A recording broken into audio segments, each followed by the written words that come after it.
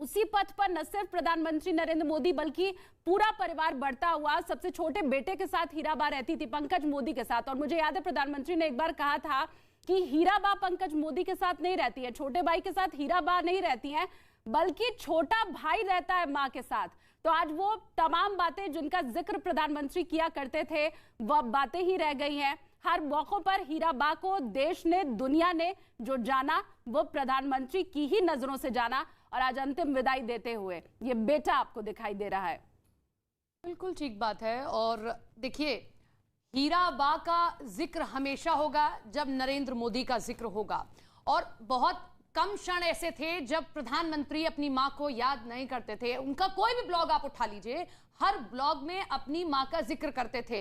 न केवल संघर्ष का जिक्र करते थे बल्कि इस बात का भी जिक्र करते थे कि जो एक बेटे के लिए बड़ा अच्छा होता है कि मां कहीं गई है और मां को वो सम्मान उसकी वजह से मिल रहा है। जैसे हीराबा केदारनाथ जाती हैं और तब वहां के लोगों को ये पता चलता है, इस बात का जिक्र प्रधानमंत्री ने अपने एक ब्लॉग में किया है, तब वहां के लोगों को पता चलता है कि ये तो प्रधानमंत्री नरेंद्र मोदी की मां है। तो सभी जाते हैं, मिलते हैं, और जो हम एक आम इंसान होने के तौर पर करते हैं कि भाई अगर प्रधानमंत्री की मां है तो उस तरीके से उनके साथ में व्यवहार करते हैं, उनको उस तरीके से रखते हैं, तो वो उनको मिलता था। तो इस बात का फक्र होता था कि कुछ तो जीवन में ऐसा किया है कि मेरे माँ बाप को या मेरी माँ को, जिन्होंने मेरे लिए इतना किया, उनको सर उठाकर जीने का मैंने मौका दिया है।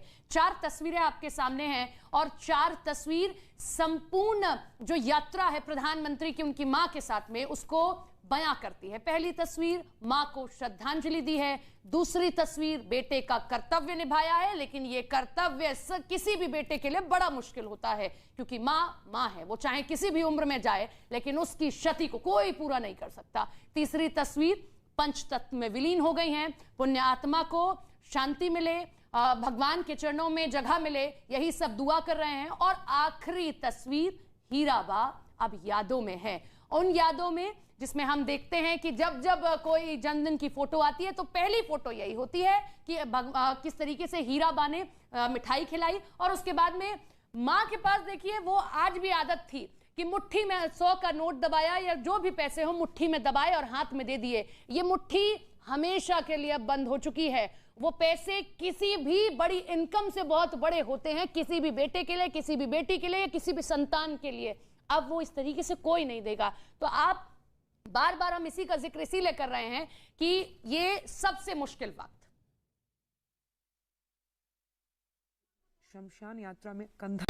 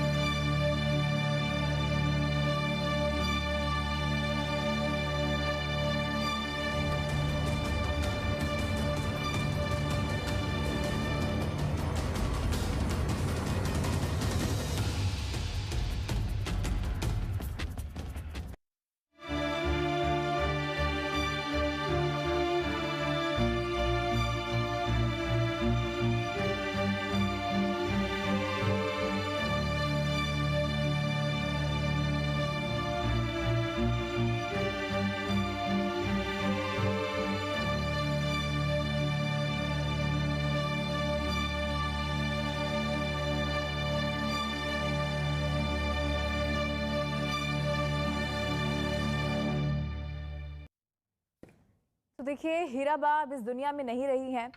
जब भी लेकिन देश के प्रधानमंत्री नरेंद्र मोदी के संघर्ष का जिक्र होगा तब तब हीराबा को याद किया जाएगा।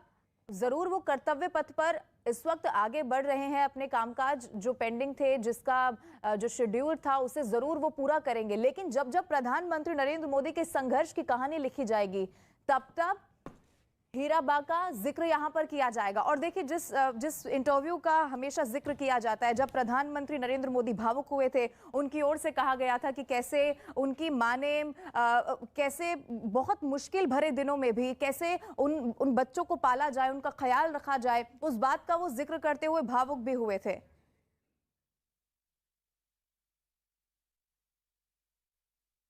तो कुछ समय पहले प्रधानमंत्री नरेंद्र मोदी अमेरिका गए थे और उस वक्त भी प्रधानमंत्री नरेंद्र मोदी ने अपनी मां को किस कदर याद किया, एक बार आपको सुनवाते हैं। कहा था मेरे जीवन में मेरे माँ बाप का बहुत बड़ा रोल रहा है। मैं बहुत गरीब परिवार से हूँ। आप जानते हैं मैं रेलवे स्टेशन पे चाय बेचता था। हमारे पिताजी तो रहे नहीं है।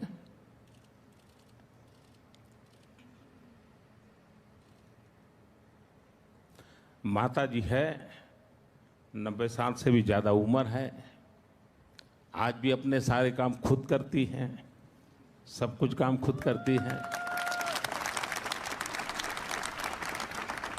पढ़ी लिखी नहीं है, लेकिन टीवी के कारण उनको समाचारों का पता रहता है, दुनिया क्या चल रही है, वरना कुछ पता नहीं था।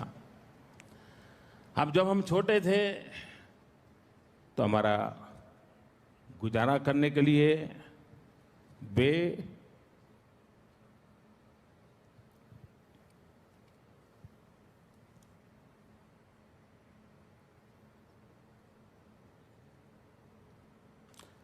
अड़ोस पड़ोस के घरों में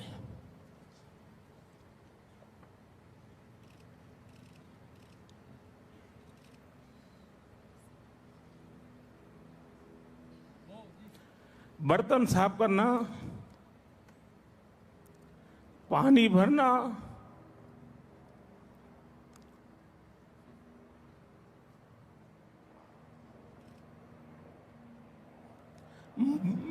मजदूरी कर रहा।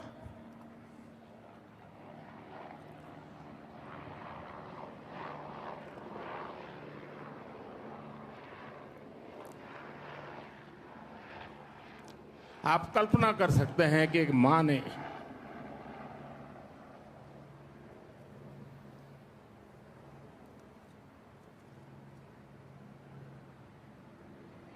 अपने बच्चों को बड़ा करने के लिए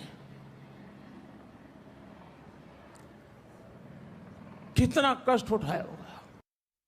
देखिए, प्रधानमंत्री नरेंद्र मोदी, ये अमेरिका की तस्वीर थी 2015 की।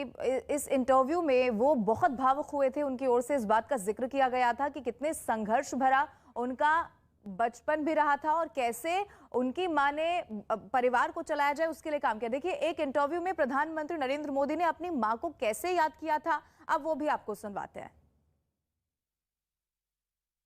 मां को बुला लिया था मैंने, कुछ दिन उनके साथ बिताए थे मैंने, पर फिर भी जैसे मेरी माँ मुझे कहता है, भाई तुम मेरे पीछे क्यों समय खराब करते हो, और मैं यहाँ क्या करूँगी तुम्हारे साथ रह के। मैं अपना चली जाती हूँ, मैं अपने पुराने गांव के जो लोग हैं कभी यहाँ मिलने आते तो बातें होती है, अपनी बातें होती, तुम्हारे साथ मैं क्या बात करूँ। तो स्वाभाविक है किसी का मन मेरे साथ नहीं लगेगा। तीसरा, मैं भी समय नहीं देता। जितने दिन माँ यहाँ रही मैं अपनी शेड्यूल में ही लगा रहता था, तो एक आध बार साथ में खाना खा लेता था। फिर मुझे भी कभी पेन होता था कि मैं रात को 12 बजे आता हूँ तो माँ को दुख हो रहा है कि क्या कर रहा है। मैंने अपने आप को ट्रेन उस प्रकार से किया था। तो दूसरा इंटरव्यू आपने प्रधानमंत्री नरेंद्र मोदी का सुना, जिसमें वो बता रहे हैं कि वो अपनी माँ को वक्त दे नहीं पाते हैं। राष्ट्र के प्रति जो उनका कर्तव्य है, जो काम है, उसी में इतना तल्लीन वो रहते हैं कि परिवार को और माँ को वक्त नहीं दे पाते। जैसा मैं इसके पहले भी कह रही थी कि सिर्फ एक दफा प्रधानमंत्री नरेंद्र मोदी की माँ उनके आवास पर, यहाँ दिल्ली जो प्रधानमंत्री आवास है वहां पर वो पहुंची थी और व्हीलचेयर के ऊपर प्रधानमंत्री ने पूरा वो जो आवाज था वो दिखाया था, अपनी माँ को एक एक चीज बताई थी, समझाई थी। वो क्षण भी हमने देखा। लेकिन ये वो परिवार है, ये वो माँ है जिसने हमेशा अपने बच्चे का साथ दिया, कभी कंप्लेन नहीं की। बच्चा समय दे पाए या ना दे पाए, मिलने आ सके या ना आ सके, पर हर स्थिति में परिवार एकजुट रहा और माँ का आशीर्वाद रहा। जनक दवे हमारे साथ, हमारे सहयोगी जुड़ रहे हैं, उनका रुख कर लेते हैं। जनक, आगे कोई अपडेट आपको मिल रहा हो? राजभवन पहुंचना है, क्या कुछ तस्वीर निकल कर आई है? अब अपडेट जरा बताइए। राजभवन पहुंच चुके हैं पीएम मोदी। अभी 20-25 मिनट पहले ही यहाँ से जब निकले और राजभवन में अभी जो सुबह 11:15 का जो समय है वीडियो कॉन्फ्रेंसिंग का, उसकी तैयारियां भी वहाँ पर हो चुकी है पैरेलली।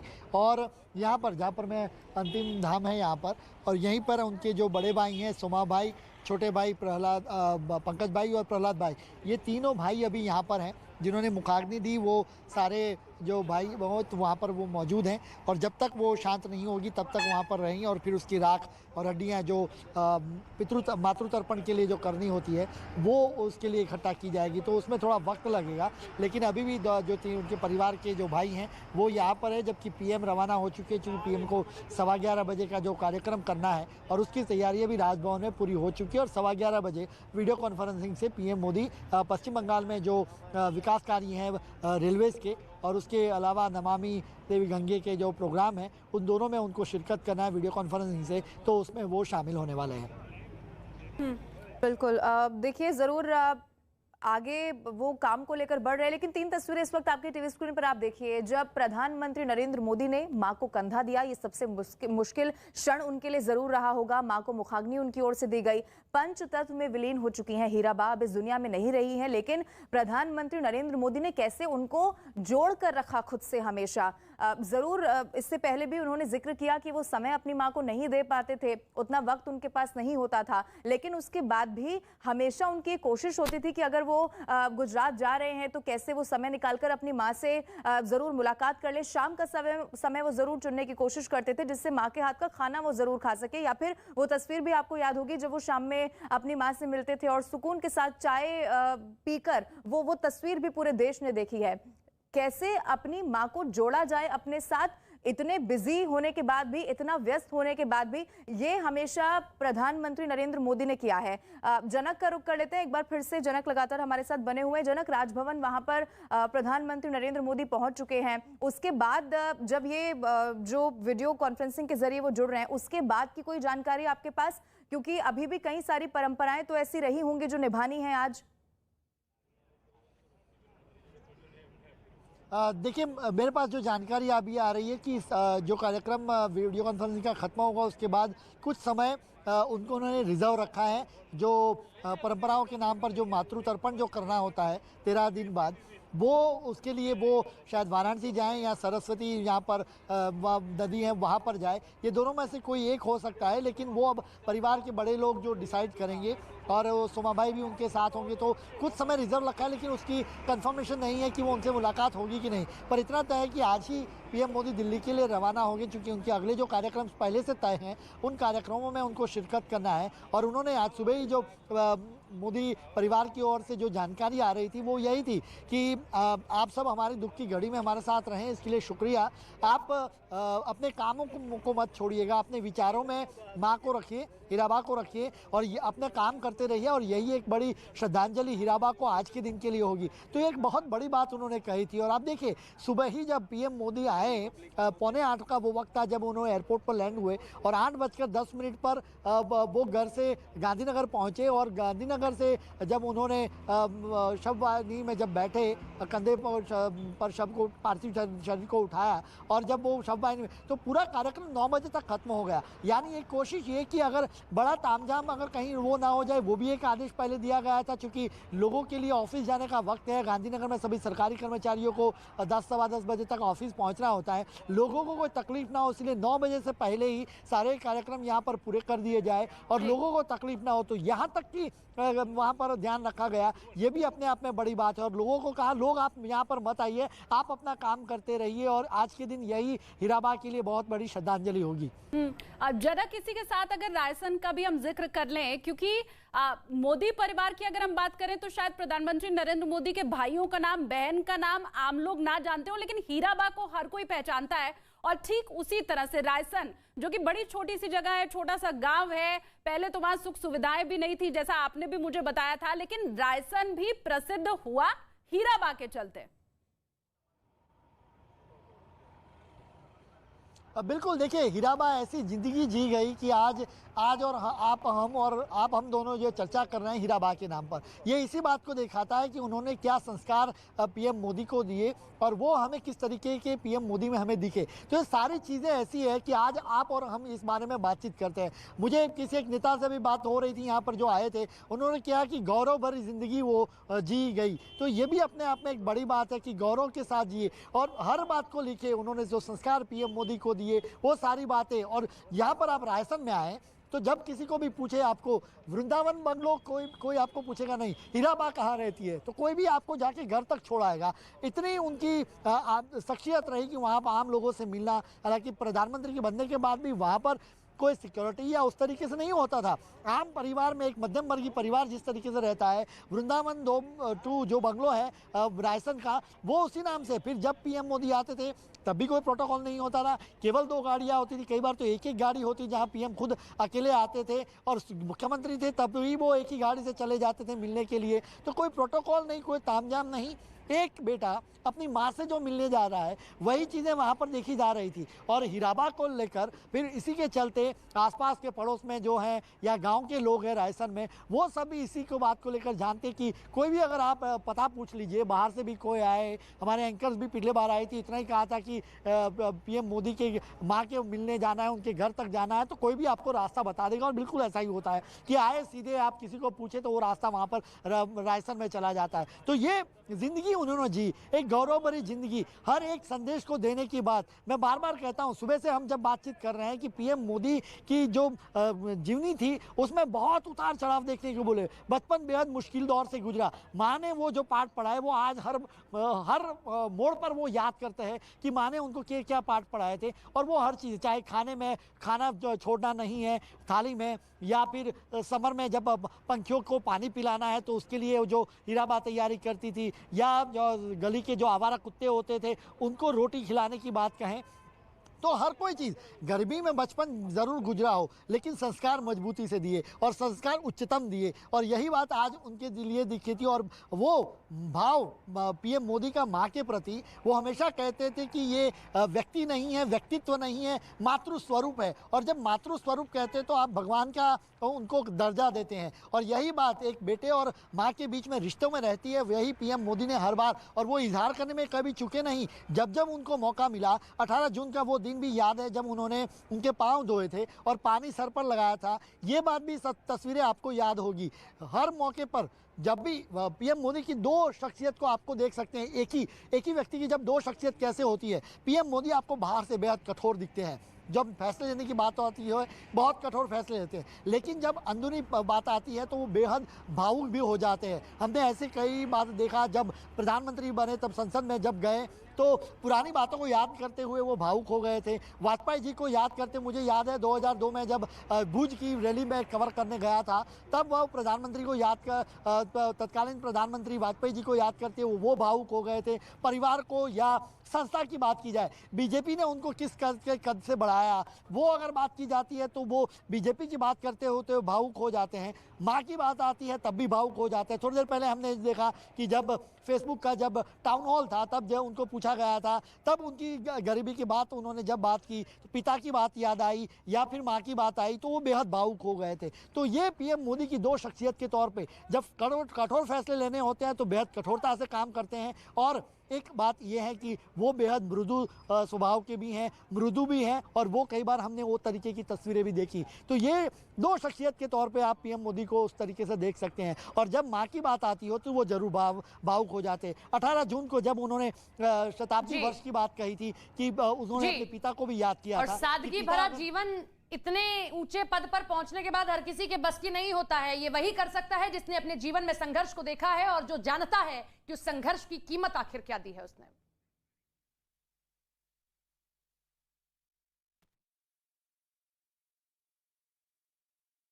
कोसोवो में प्रदर्शन कर रहे सर्ब समुदाय के प्रदर्शनकारी बैरिकेड हटाने को राजी हो गए। हालांकि शर्त यह है कि कोसोवो में उनके खिलाफ मुकदमा नहीं चलाया जाएगा। वहीं सर्ब समुदाय के जिस पूर्व पुलिसकर्मी की गिरफ्तारी के विरोध में ये सारा बवाल शुरू हुआ था, कोसोवो ने उसे हिरासत से निकालकर घर में नजरबंद कर दिया।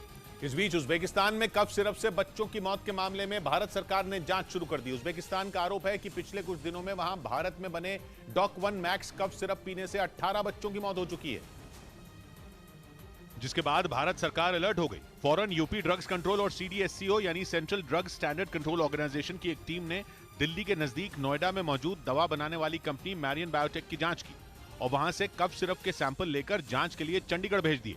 इधर चीन में कोरोना वायरस के कारण हालात और ज्यादा भयानक हो गए।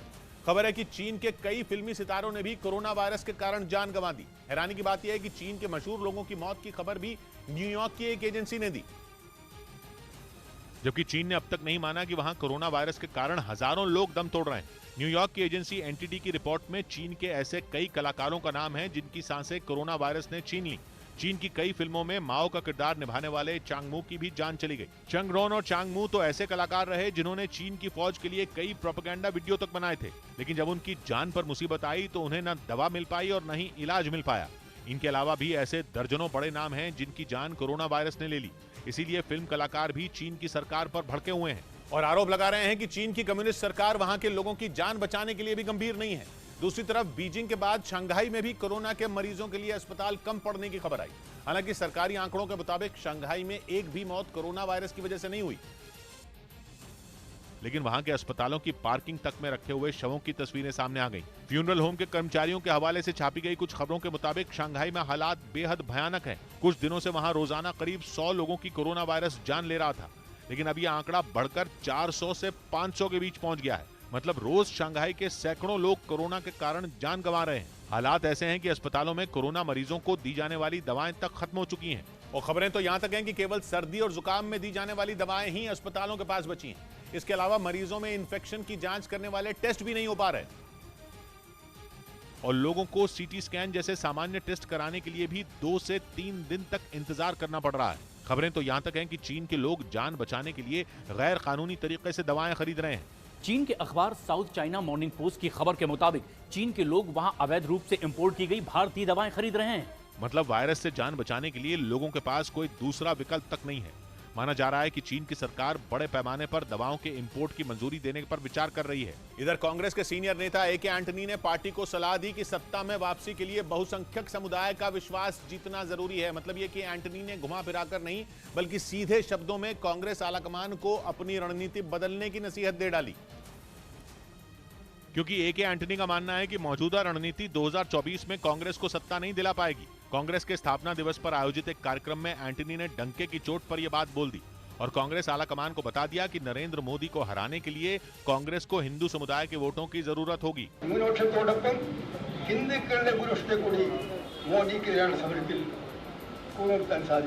एंटनी पहले भी कई बार इशारों में इस तरह की सलाह दे चुके हैं और 2024 के चुनाव की तैयारियों में जुटे राहुल गांधी और कांग्रेस आलाकमान से उन्होंने फिर से यही कहा। 2014 के लोकसभा चुनाव में जब कांग्रेस को करारी शिकस्त मिली थी तब कांग्रेस ने हार की समीक्षा के लिए एक पैनल बनाया था जिसकी अध्यक्षता ए के एंटनी ने की थी और जांच के बाद अपनी रिपोर्ट में बताया था कि कांग्रेस की मुस्लिम तुष्टिकरण की नीति उस पर भारी पड़ गई, क्योंकि कांग्रेस खुलकर बोले या न बोले उसकी पहचान अल्पसंख्यक समर्थक के रूप में बन चुकी है, जिसकी वजह से हिंदू वोटर उससे दूर होते चले गए। राहुल को एंटनी ने यही समझाने की कोशिश की, जिसके बाद बीजेपी ने कांग्रेस को घेर लिया। कांग्रेस पार्टी सिर्फ सियासत करती है तुष्टीकरण की, यानी बीजेपी पर धर्म की राजनीति का आरोप लगाने वाली कांग्रेस खुद वही काम कर सकती है, क्योंकि अब पार्टी के अंदर से ही ये मांग उठी है और भारत जोड़ो यात्रा पर निकले राहुल गांधी को सलाह दी गई है कि वो बहुसंख्यक समुदाय को कांग्रेस से जोड़ने पर फोकस करें। पुतिन की सेना ने जेलेंस्की को घुटनों पर लाने के लिए यूक्रेन के शहरों पर 120 से ज्यादा मिसाइलें दागी। समंदर, जमीन, आसमान से दागी गई इन मिसाइलों ने वहां तबाही मचा दी। इससे पहले 15 नवंबर को भी रूस ने यूक्रेन पर 100 मिसाइलों से हमला किया था और अब एक बार फिर रूसी सेना ने यूक्रेन पर हमले तेज कर दिए। इस बार यूक्रेन की सेना को धूल में मिलाने के लिए पुतिन की फौज ने 120 से ज्यादा मिसाइलें दागी।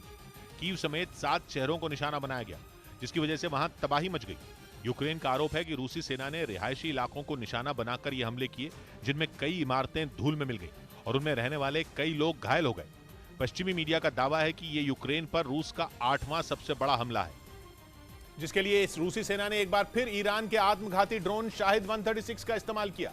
यूक्रेन का दावा है कि राजधानी कीव को दहलाने के लिए रूस ने एक के बाद एक कई ताकतवर मिसाइलें छोड़ी, लेकिन इस बार भी वो फेल साबित हुआ, क्योंकि यूक्रेन के मुताबिक उसने मिसाइल डिफेंस सिस्टम से कीव पर गिरने वाली 16 से ज्यादा रूसी मिसाइलों को आसमान में ही ध्वस्त कर दिया।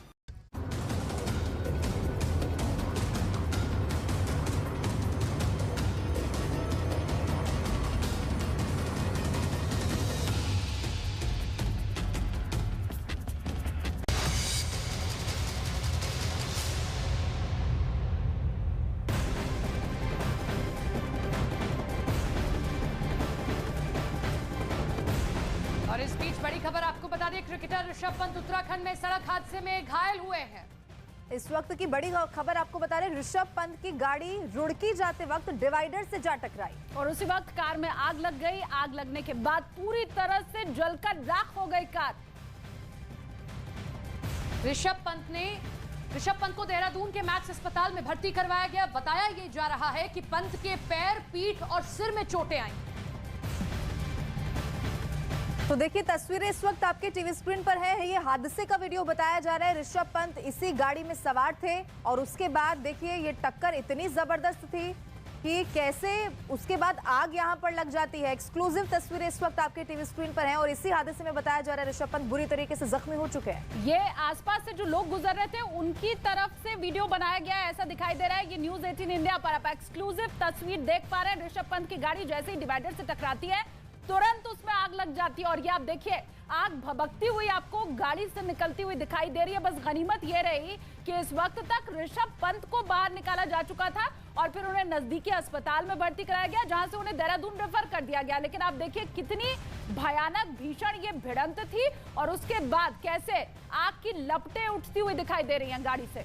अपनी BMW कार में ऋषभ पंत दिल्ली से रुड़की के लिए निकले थे। अपनी मां को सरप्राइज देने जा रहे थे, लेकिन उसी दौरान रुड़की बस पहुंचे ही थे कि तभी उनकी कार डिवाइडर से टकरा जाती है, जिसके बाद ये जो तस्वीरें सामने आई हैं ये डरा देती हैं। ये तस्वीर आप देखिए। इसी बीच न्यूज 18 एक्सक्लूसिवली ये तस्वीर आपको दिखा रहे हैं। एक और तस्वीर, ये सीसीटीवी फुटेज हम अब आपको दिखा रहे हैं किस तरीके से ऋषभ पंत देखिए आ रहे हैं। आपको देखिए और कितनी तेज उनकी गाड़ी डिवाइडर से टकराती है। ये सीसीटीवी फुटेज इस बात की तस्दीक करता है कि गाड़ी तेज रफ्तार में थी और गाड़ी सीधे जाकर डिवाइडर से टकरा जाती है। CCTV footage exclusively news 18 India पर आप देख रहे हैं। देखिए गनीमत जरूर ये रही है कि उसके बाद जो ऋषभ पंत हैं वो जरूर बुरी तरीके से जख्मी हुए, लेकिन इन तस्वीरों को देखकर इस बात का अंदाजा लगाया जा सकता है कि ये हादसा इससे भी ज्यादा और खतरनाक हो सकता था, जानमाल का नुकसान भी यहाँ पर हो सकता था। लेकिन ये सीसीटीवी फुटेज अब सामने आ चुका है और इसके बाद की तस्वीर भी हमने आपको दिखाई, जब ये गाड़ी जरूर रफ्तार यहाँ पर तेज नजर आती है क्योंकि सड़क भी खाली है, रोड पर कोई और गाड़ी नजर नहीं आ रही। तेज रफ्तार में ये कार आती है जिसमें ऋषभ पंत थे और उसके बाद ये डिवाइडर से जा टकराती है और उसके बाद कैसे आग भी लग जाती है वो भी तस्वीर आपने देखी। और इस वक्त अस्पताल में भर्ती है ऋषभ पंत। तो दिल्ली से ऋषभ पंत रुड़की जा रहे थे। ये सीसीटीवी फुटेज जो सामने आया और एक्सीडेंट होने के बाद जब गाड़ी में आग लग जाती है वो तस्वीर आपको हम दिखा रहे हैं। दरअसल रुड़की में ऋषभ पंत का घर है, अपनी मां से मिलने वो जा रहे थे। ऐसा बताया जा रहा है कि वो सरप्राइज देना चाहते थे अपनी मां को, लेकिन रास्ते में कैसे गाड़ी अनियंत्रित हो गई और डिवाइडर से जाकर टकरा गई। वहां पर जो रेलिंग थी उसकी भी तस्वीर आई कि कैसे डिवाइडर के ऊपर जो रेलिंग लगी थी वो पूरी तरह से टूट गई और दूसरी तरफ से जो लोग गुजर रहे थे उनके जरिए ये जो दूसरा वीडियो आप देख रहे हैं वो जरूर बनाया गया होगा, कैसे आग निकल रही है वो आप देखिए। और जिस वक्त एक्सीडेंट हुआ ठीक उस वक्त का, उसी क्षण का ये सीसीटीवी फुटेज जो मिला है वो एक्सक्लूसिव आप न्यूज 18 इंडिया पर देख रहे हैं। बड़ी भीषण ये टक्कर और बड़ा ये हादसा, लेकिन ऋषभ पंत अभी घायल है, हॉस्पिटल में उनका उपचार चल रहा है। ये रात की बात जरूर है कि चोटें आई हैं उन्हें, लेकिन जल्द वो स्वस्थ हो ऐसी कामना की जा रही है। उत्तर प्रदेश के मुख्यमंत्री की तरफ से भी कहा गया है कि जितनी जरूरी उपचार है वो ऋषभ पंत को दिया जाए, अगर एयर एम्बुलेंस की भी जरूरत पड़ी तो वो दी जाएगी। तो तस्वीरें आपके सामने हैं और तड़की सुबह का ये पूरा हादसा है, क्योंकि जो दूसरी तस्वीर आप देख रहे हैं उसमें आप देख रहे हैं कि एक व्यक्ति अपनी गाड़ी से ये पूरी वीडियो बना रहा है और उसकी गाड़ी में अगर आप ध्यान से देखेंगे तो 5:27 आपको समय दिखाई देगा, यानी कि तड़की सुबह जो है ये पूरा हादसा हुआ है। प्रियंका हमारे साथ हमारी सहयोगी जुड़ गई हैं, उनका रुख कर लेते हैं। प्रियंका, दोनों तस्वीरें सामने आ चुकी है, फिलहाल आप ये जानकारी दीजिए अगर आपके पास है कि अभी स्थिति कैसी है ऋषभ पंत की। देखिए बिल्कुल, मैं आपको ये ताज़ा जानकारी अगर दूं तो ऋषभ पंत जो है वो खतरे से बाहर है। मैक्स अस्पताल के जो सूत्र हैं वो ये खबर बता रहे हैं कि खतरे से बाहर है ऋषभ पंत। लगातार डॉक्टर्स के साथ बातचीत कर रहे हैं। जिस तरीके से तस्वीरें दिख रही थी सामने जहाँ पर गाड़ी जो है वो जलकर खाक हो गई है, किस तरीके से ऋषभ ने गाड़ी से कूदकर अपनी जान बचाई है, तो उसके बाद ये जानकारी अहम सामने आ रही है कि कुछ इंजरीज उनको जरूर है, ब्लड फ्रैक्चर की भी बात सामने आ रही है, लेकिन होश में है, खतरे से बाहर है और लगातार डॉक्टर्स से बातचीत कर रहे हैं। ये बड़ी खबर इस वक्त की खतरे से बाहर है ऋषभ पंत। तो फिलहाल मैक्स अस्पतालों के सूत्रों से खबर आ रही है, डॉक्टर से लगातार बातचीत करें, कुछ हेड इंजरीज है, बैक इंजरीज है, लेग में फ्रैक्चर की भी बात की जा रही है, लेकिन खतरे से बाहर है, ये एक बड़ी खबर आ रही है। प्रियंका, देखिए इससे पहले भी हमने बहुत सारे ऐसे हादसे हाल ही में देखे हैं जो कोहरे की वजह से भी हुए हैं। क्या अभी तक कुछ बात सामने आ पाई है? कितने बजे ये पूरा हादसा हुआ? क्या कोहरा कारण था, ओवर स्पीड में गाड़ी थी ये कारण रहा, या फिर कुछ और?